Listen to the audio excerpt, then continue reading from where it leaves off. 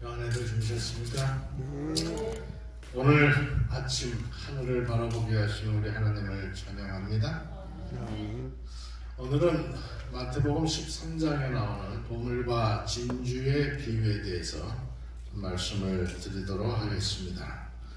성경 말씀 마태복음 13장 44절을 보겠습니다. 마태복음 13장 44절. 천국은 마치 밭에 감추인 보화와 같으니 사람이 이를 발견한 후 숨겨두고 기뻐하여 돌아가서 자기의 소유를 다 팔아 그 밭을 샀느니라. 또 천국은 마치 좋은 진주를 구하는 장사와 같으니 극히 값진 진주 하나를 만남에 가서 자기의 소유를 다 팔아 그 진주를 샀느니라. 마태복음 13장에는 7개의 비유가 있다고 말씀을 드렸습니다. 그 7개의 비유 가운데에 그물의 비유를 제외하고는 이제 오늘 이 보화와 진주의 비유를 말씀드리면 다 말씀드리는 것 같습니다. 이 보물과 진주의 비유의 공통점은 보물과 진주의 가치를 아는 사람들이 그것을 발견한 후에 자기의 모든 것을 다 팔아서 그것을 샀느니라 라고 성경은 말씀하고 있습니다. 천국의 주인이 누구시죠? 예수님입니다. 천국의 주인 되시는 예수님께서 천국이 얼마나 가치가 있고 천국이 얼마나 귀한지를 설명하고 있으면서 천국이 가장 소중한 것을 너희들이 너희의 가치를 안다면 다 팔아서 있는 것을 다 팔아서 그것을 샀다라고 성경이 기록하고 있는데 그 주인공이 누구예요? 예수님이라는 것입니다. 이제까지는 좀 비유의 성격들이 다르지만 오늘 말씀드리고자 하고 있는 이 보화와 이 진주의 비유의 주인공은 예수님이십니다. 예수님이 우리에게 있어서 얼마만큼 가치가 있는 존재이냐? 예수님께서 우리에게 있어서 얼마나 귀한 것이냐? 라고 하는 것이 여러분들이 좀 느껴지는 시간이 됐으면 좋겠습니다. 여러분들에게 있어서 가장 귀한 것은 과연 무엇일까? 여러분들에게 있어서 가장 가치가 있는 것은 무엇일까? 여러분이 평생 동안에 아주 애쓰고 수고해서 일구어 놓은 여러분의 재산, 여러분의 모든 것, 그러한 것을 다 팔고서라도 얻을 만한 가치가 있는 것이 과연 예수인가? 그런 것을 한번 생각해 보시는 시간이 됐으면 좋겠습니다. 그래서 오늘 이 말씀이 맞춰질 때에는 정말 내 인생을 전부 통틀어서 다 바치고도 다 투자하고도 내가 얻을 만한 가치가 있고 얻을 만한 가장 귀한 것이 예수가 됐으면 좋겠다라고 생각을 합니다. 옛날에는 사람들이 귀한 것이 있으면 어디다가 숨겼습니까? 뭐 여러 데 숨겼죠. 근데 가장 찾기 쉬운 데 숨기는 사람들이 참 많아요. 장롱 밑바닥, 그 다음에 뭐 이런 데 숨기는 사람들이 참 많았어요. 근데 가장 안전한 곳은 땅속이라고 합니다. 그래서 많은 사람들이 이 땅속에다가 많은 보화들을 숨겼어요. 그런데 숨겨놓고 그걸 잃어버리는 것입니다. 숨겨놓은 장소도 잊어버리고 숨겨놓은 날짜도 잊어버리고 뭐 그 다음에 약간의 조금 시간이 지난 다음에는 이제 지형이 좀 바뀌어서 가물가물한 것입니다. 그러다가 어느 날 돌아가셔요. 유언도 못 남기고. 그럼 그것은 땅속에 묻히는 보화가 되는 것입니다. 현대에도 그런 일이 있을까요? 2015년도부터 시작해서 이 중국에는 그러한 사건들이 굉장히 이 뉴스 하나만 딱 치면 인터넷에 들어가서 뉴스 하나만 치면 아주 뭐 부지기수로 쏟아지는 게 그런 이야기입니다. 그 가운데 제가 한 가지만 좀 소개해드리면 2015년도에 스촨성이라는 이야기 많이 들어보셨죠? 이 스촨성이나 그 다음에 또 다른데 살고 있는 사람들, 여기 68세 된 순나오라고 하는 사람이 약 200만 원을 갖다 숨겨놨는데 10년 동안 숨겨놨답니다. 이 10년 동안에 숨겨놨는데 10년 후에 어떻게 찾았어요, 다행히. 그런데 땅속에서 그것을 파보니까 지폐가 오래돼가지고 그것을 써먹을 수가 없는데 다행히 은행에 갔더니 신권으로 다 바꿔주더라고요. 이 사람 소위 속된 말로 재수가 좋았던 것입니다. 그런데 이 2016년도에 스촨성에 사시는 60대 농부는 약 4,000불 정도, US 달러로 4,000불 정도를 갖다 땅속에 묻어놨는데 이 개미들이 핥아먹어가지고 그것을 파보니까, 시간이 지나서 파보니까 개미가 파가지고 거의 없어지고 은행에 갔더니 건질 수 있는 돈들이 약 600불 정도밖에 안 되더라. 이런 얘기가 있습니다. 근데 정말 중요한 얘기 하나 좀 하려고 합니다. 1926년생입니다. 이화여대 음대를 졸업한 한 성악가가 있습니다. 아주 훌륭한 남편을 만나서 황해도로 시집을 갔습니다. 일본 동경에 유학을 한 남편을 만나서 이제 황해도로 시집을 가서 그곳에서 살게 됐습니다. 1936년도에 재림교회 목사를 만나서 성경을 알게 되고 침례를 받고 재림교인이 됐습니다. 그러면서 그가 선물로 받은 성경이 하나 있었는데 1936년판 성경입니다. 그래서 그 성경을 고이 간직합니다.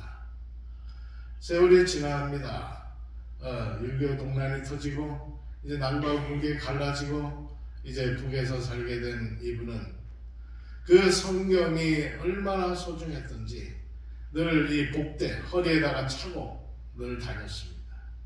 보안 걸리지 않기 위해서 열심히 보관을 했어요. 어느 날에는 이 부엌에 찬장을 갖다 뜯어내고 그 뒤에다 숨겨놓기도 했습니다. 얼마나 이 보안원들이 그냥 집을 쑤시고 다니는지 그 성경이 들키면 큰일 나는 것입니다. 그때의 이북에는 이 성경을 갖다가 소지하거나 이 신앙을 하는 사람들을 말살시키는 정책들이 한참 일어나고 있을 때입니다. 이 사람은 결국에 나중에 비닐을 돌돌 말아서 전봇대 밑에다가 숨겨놨습니다. 꽤 오랜 시간을 숨겨놨습니다. 우리 재림 교인들에게 있어서는 꽤 알려진 이야기들입니다.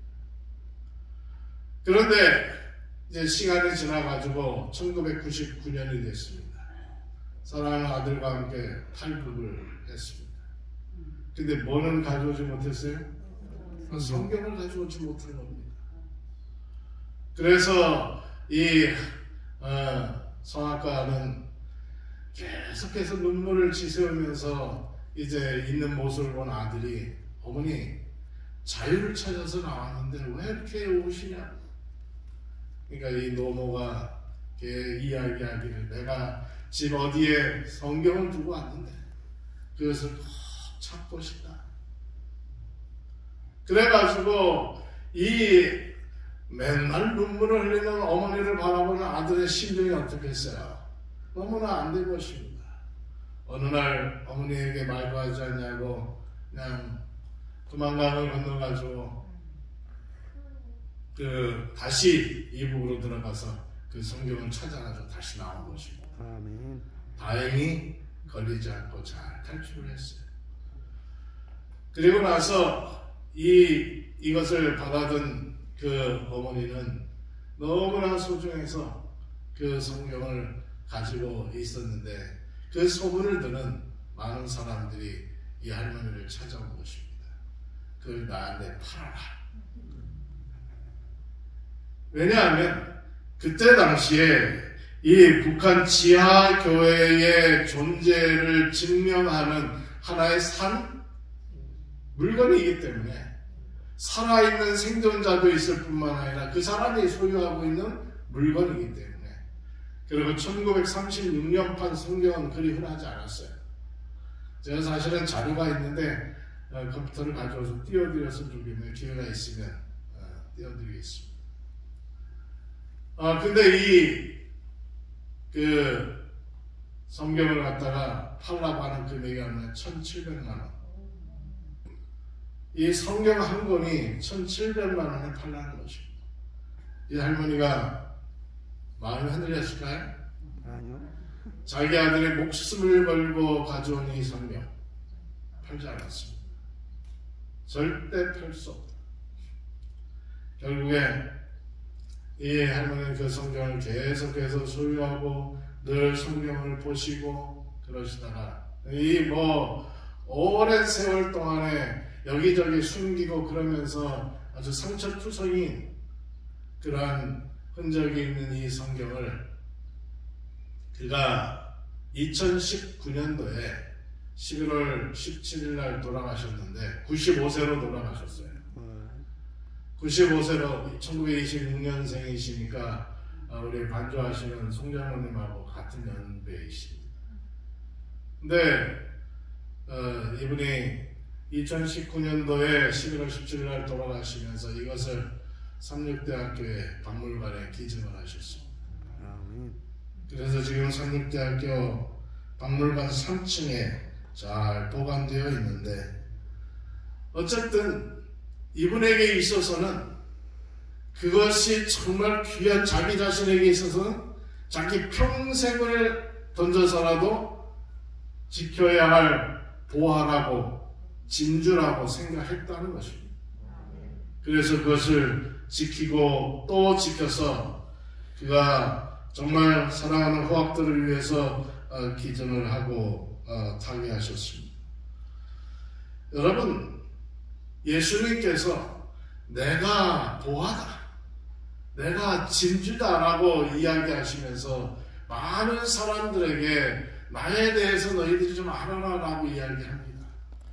그런데 그 당시 이스라엘 백성들에게 있어서 기대하는 메시아는 이 예수님하고 너무나 다른 모습의 메시아였습니다. 유대인들이 기대하는 메시아는 어떤 메시아예요? 왕으로 오시는 메시아. 자기들의 그 로마에 압제당하는 그것을 해결해주고 풀어줄 그러한 왕으로서의 오시는 메시아의 모습이었어요. 그런데 정작 오신 예수님은 어떤 모습이에요? 마국간에서 태어나시고 그리고 나사렛에서 성장하시고 목수일을 하시는 아주 어떻게 보면 비천하게 보이는 그러한 모습의 메시아였다라고 하는 것입니다. 요한복음 1장 11절에 자기 땅에 오매 영접치 아니하였다라고 성경은 기록합니다. 정말로 하나님의 아들 예수 그리스도가 메시아로 이 땅에 오셨지만은 모든 백성들이 영접하지 않았다라고 했습니다. 왜 영접하지 않았을까요? 복음의 주인임을 알고 기다렸지만은 그들에게 있어서는 정말로 그 놀라운 보화와 놀라운 진주가 어떠한 의미의 보화와 진주로 자기 자신들에게 다가올지 전혀 알지 못했기 때문에 그렇다라고 하는 것입니다. 오늘날 사람들도 세상 보화를 열심히 찾고 있다. 저희의 마음은 이기심과 야망에 대한 생각으로 가득 차 있다. 그들은 세상의 재물과 명예와 권세를 얻기 위하여 하나님의 계명보다 처세술과 유전과 사람의 제안을 더욱 존중하였다. 그러므로 하나님의 말씀의 보화가 그들에게는 숨겨져 있다.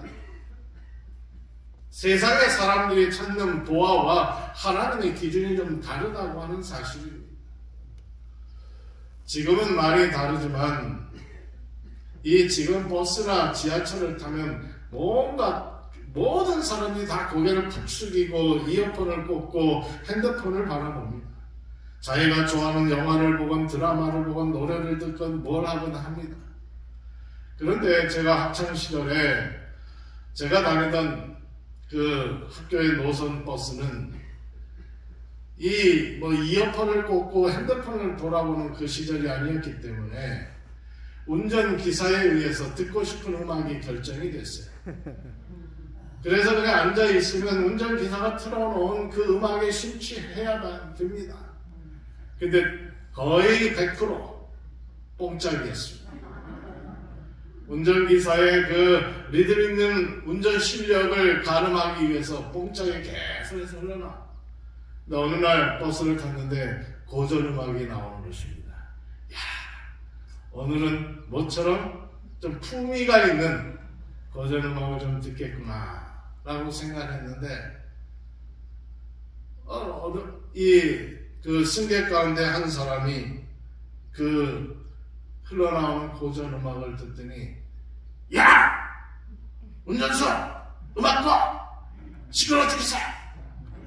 그러더니 조금 있다가 다시 야! 뽕짝 들어! 이 고전음악을 들을 수 있는 버스 안에서 수준 있는 그런 음악을 들을 수 있는 기회가 끝나버리고 말았다고 하는 것입니다. 근데 성경에도 그런 이야기가 있어요. 마태복음 11장이나 13장이나 요한계시록 2장이나 3장이나 13장에는 반복해서 귀 있는 자는 들으라. 들을 귀 있는 자는 들으라. 그런 말씀을 계속해서 반복해서 주고 있습니다.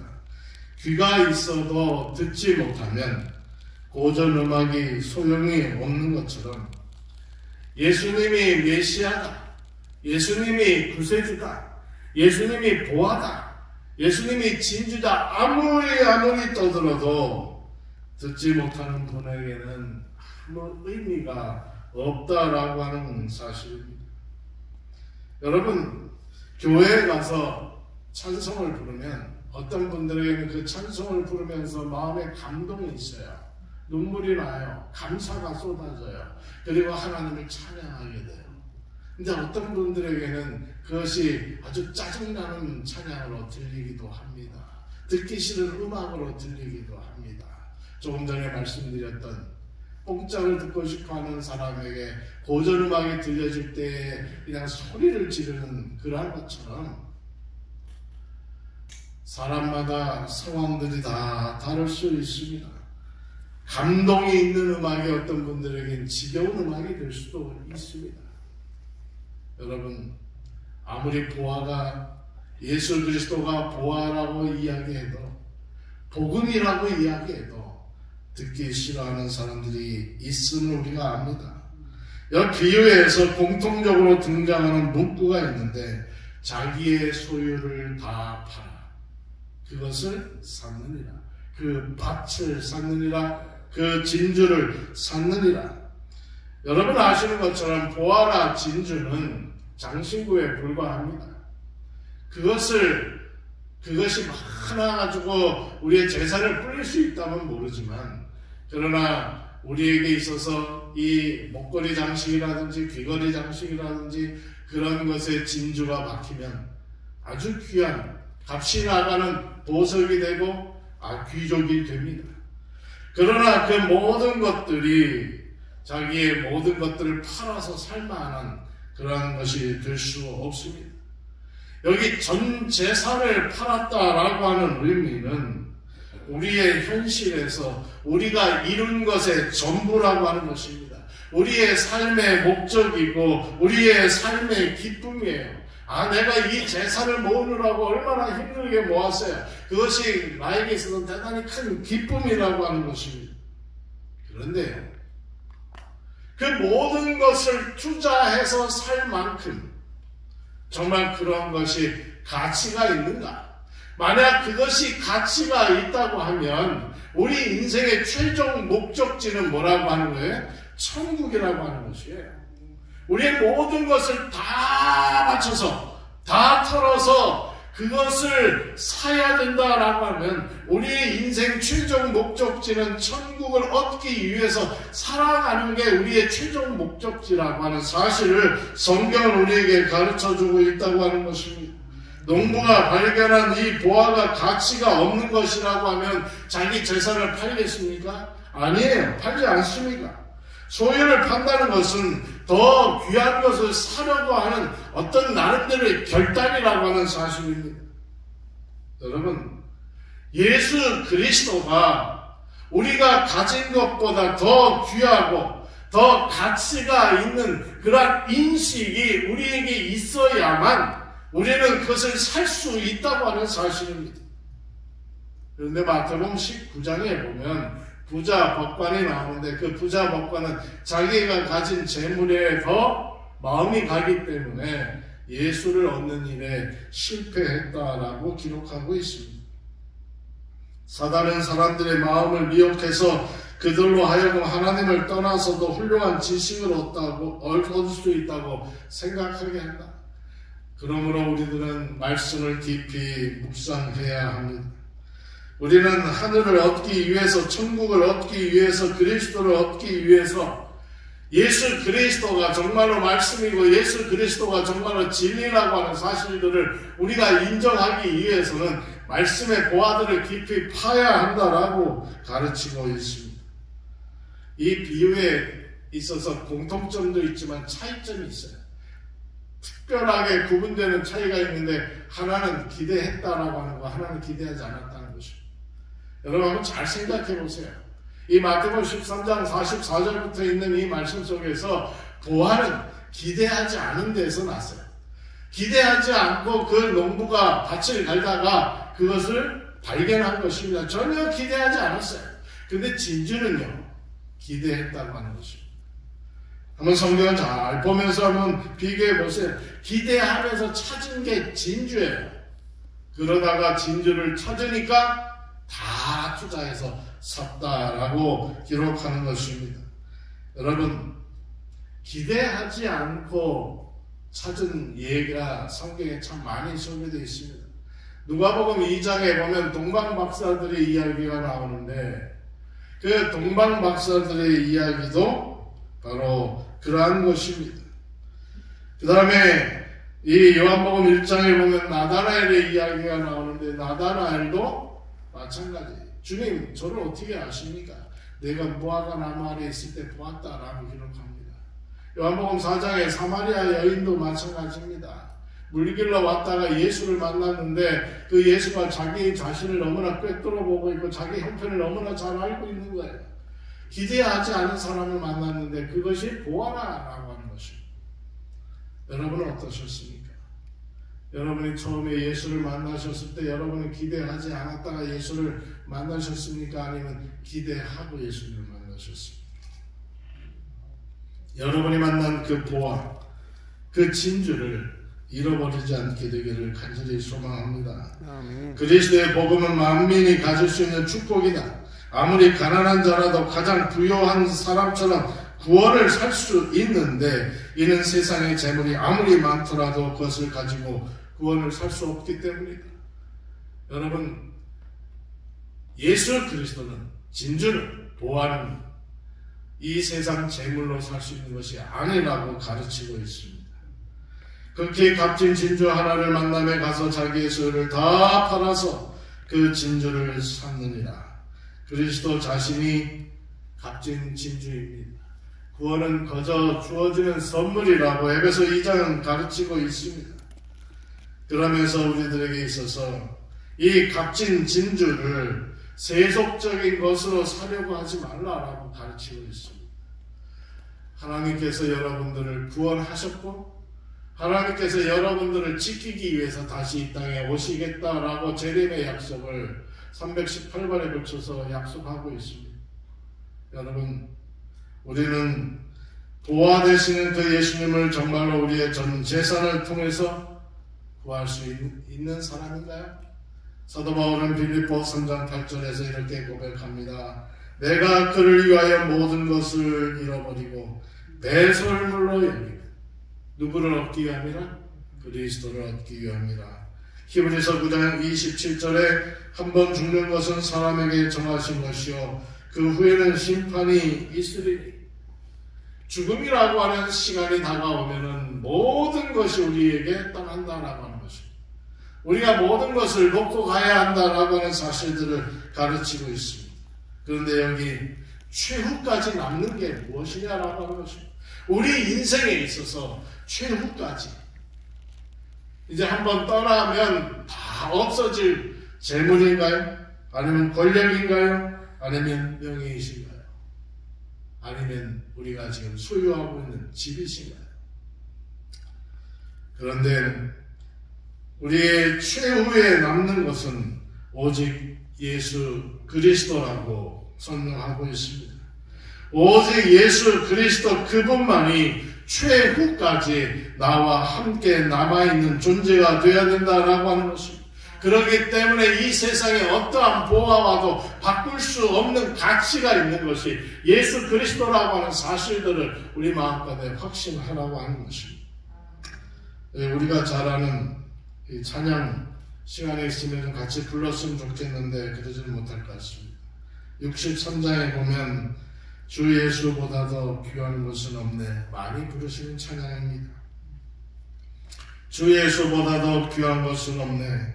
정말 예수보다 귀한 것은 없습니다. 그 귀한 예수를 이 세상 부귀와 바꿀 수 없습니다. 주 예수보다 귀한 것은 없네. 이 세상 명예와도 바꿀 수 없네. 주 예수보다 귀한 것은 없네. 이 세상 행복과도 바꿀 수 없네. 이전에 즐기던 세상 일, 주님을 사랑하는 내 마음 뺏을 수 없네. 때로는 유혹과 핍박이 몰려온다. 그러나 유혹과 핍박이 몰려온다 하더라도 주 섬기는 내 마음 변함없네. 여러분, 이 찬양은 1922년에 감리교회 목사의 부인 밀러라고 하는 목사의 부인이 쓴 시입니다. 그리고 그 아들 쉐어 복음성가 찬양 사역자에 의해서 만들어지고 불려진 찬양입니다. 이 찬양을 불렀던 쉐어라고 하는 분은 빌리그램 전도단에서 찬양 사역자로 일하던 훌륭한 분이십니다.